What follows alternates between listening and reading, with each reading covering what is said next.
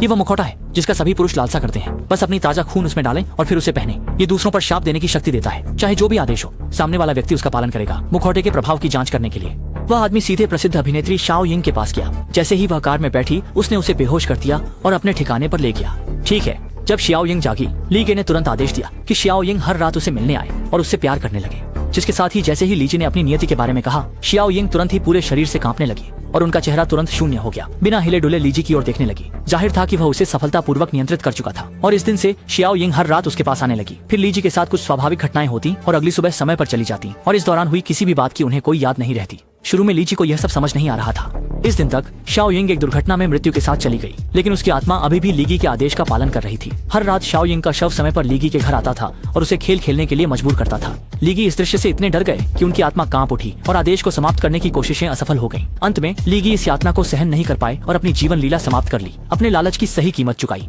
ये वो